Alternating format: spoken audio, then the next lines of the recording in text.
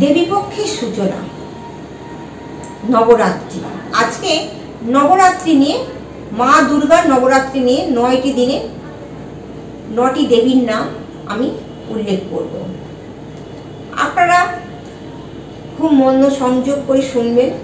এই 9টা দেবীর রূপের বর্ণনা আমি করবো, আস্তে আস্তে সবগুলোই বলবো। কি বললাম? পিতৃপক্ষের অবসান আর মাতৃপক্ষের সূচনা, আবির্ভাব। 9 দেবীর 9টা রূপ। এক হচ্ছে শৈলপুত্রী, পর্বতরাজ হিমালয়ের কন্যা। 2 ব্রহ্মচারিণী, ব্রহ্মচর্য অবলম্বনকারী দেবী। খুব মন দিয়ে শুনবেন, খুব সুন্দর মায়েদের নামগুলো। 3 হচ্ছে চন্দ্রঘণ্টা, যার ললাটে অর্ধচন্দ্র বিদ্যমান। 4 হচ্ছে কুষ্মান্ডা, সৃষ্টির আদি রূপ। স্কন্দ মাতা, দেবী স্কন্দ কার্তিকের মাতা, কার্তিকের মা, মা দুর্গা। কাত্যায়নী, ঋষি কাত্যায়নের কন্যা। কালরাত্রি, ভয়ঙ্কর এবং তমসাপূর্ণ রূপ, মহাগৌরী। কি সুন্দর নাম! মায়া দুর্গার অপর নাম মহাগৌরী। গৌরী নামটা ভীষণ ভালো লাগে, সব নামেরই একটা মাহাত্ম্য আছে। মহাগৌরী দেবী, যিনি অত্যন্ত শ্বেত বর্ণ ও পবিত্র। 9 হচ্ছে সিদ্ধিদাত্রী দেবী, যিনি সিদ্ধি বা অলৌকিক ক্ষমতা প্রদান করেন। এই রূপগুলো নবরাত্রির 9 দিনে পূজিত হন, যা দেবীর বিভিন্ন শক্তি ও গুণের প্রতীক। তাহলে আমরা 1 থেকে 9 পর্যন্ত 9টা দেবী রূপের বর্ণনা করলাম। এইবার এই 9টা দেবীর কি কি পূজার মাহাত্ম্য আছে, কে কিভাবে পূজায় সন্তুষ্ট হবেন, কি তার প্রতীক, এর পরের অনুষ্ঠানে আমি বলবো, আপনারা শুনবেন।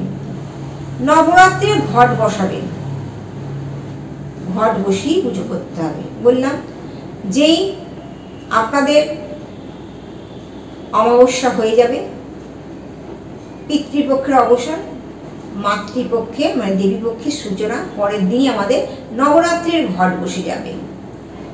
এর মধ্যে ষষ্ঠী, সপ্তমী, অষ্টমী, নবমী, দশমী, যেহেতু একদিনেই পড়েছে 2টো পুজো, সেই জায়গায় আমরা বলবো সন্ধি পুজো, সন্ধিক্ষণে যখন পুজোটা হবে, কিছু না হোক একটি পদ্ম নিয়ে, যখন সন্ধিক্ষণে, যখন মহিষাসুর নিধন হবে, তখন কিন্তু আপনারা একটি পদ্ম নিয়ে সন্ধিক্ষণের সময়, পদ্মটি পুষ্পতিত পদ্ম, ঠিক সাদাটা নয়, গোলাপি কালারের পদ্মটি নেবেন।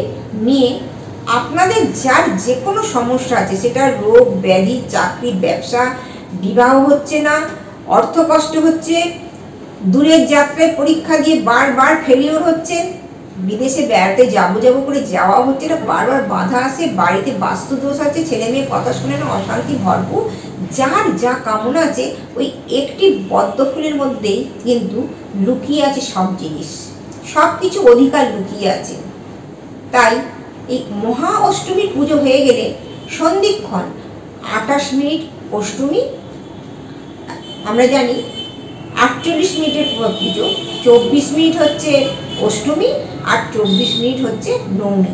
মাঝখানের যে ফাঁকটা, যেখানে মহিষাসুর নিধন হয়েছিল সন্ধিক্ষণের সময়, ওই সময়টা আপনারা মনের কামনা বাসনা যার যা কিছু আছে, পদ্ম ফুলটি নিয়ে কামনা বাসনা জানিয়ে যেগুলো জানাবেন, সেইগুলো যখন ঠাকুরমশাই পুষ্পাঞ্জলি দেবে, ওই পদ্মটি নিয়ে পুষ্পাঞ্জলি দিয়ে ওই পদ্মটা মায়ের ঘটে দিয়ে দেবেন। ওই পদ্মটাই মায়ের ঘটে দিয়ে দেবেন কামনা বাসনা জানিয়ে। এইবার যখন ফুল, পদ্ম ফুল অষ্টমী পুজোয় দেওয়া হয়, যখন পড়ে যাবে, তখন ঠাকুরমশাইয়ের কাছে বলবেন আমাকে একটি পদ্ম দিন। ওই পদ্মটি আপনি আলমারিতে বা ঠাকুরের আসনে একটা লাল বস্ত্রের ওপর রেখে সারা বছর পুজো করে যাবেন। জানেন না এর কি মাহাত্ম্য? আমি নিজে করেছি, নিজে উপকার পেয়েছি। আজ আমার সন্তান, ছেলেমেয়েরা, ভক্তগণ, দর্শক বন্ধুরা, আমার বাবা মায়েরা যারা আছেন আমার স্নেহের, তাদেরকে বলবো 1 বছরের পদ্ধতি আপনারা অতি যত্ন করে পুজো করুন। গায়ে মাথায় ঠেকিয়ে শুভ কাজে যাবেন, আপনাদের কাজে কিন্তু ভালো হবে। অষ্টমী পুজো হয়ে গেলে নবমী পুজো হবে। নবমী পুজোর যে হোমটা হবে, হোমের ফোঁটা নিশ্চয়ই করবেন। দশমী পুজো যাদের বাড়িতে ঘর বসিয়ে পুজো করেন বা করবেন, অতি অবশ্যই অপরাজিতা পুজো করতে ভুলবেন না। অপরাজিতা মায়ের নাম, 108টা নামের মধ্যে মায়ের অপরাজিতার দশমীর দিন ঘটে ওই অপরাজিতার ডালটা ঠেকিয়ে ঘরটা নাড়িয়ে একটু জল দিয়ে ঘর বিসর্জন করবে। ফুল মালা মিষ্টি দিয়ে নবরাত্রির পুজো করুন। আমি এইটুকুই বললাম। আজকের মতো আসি। নমস্কার।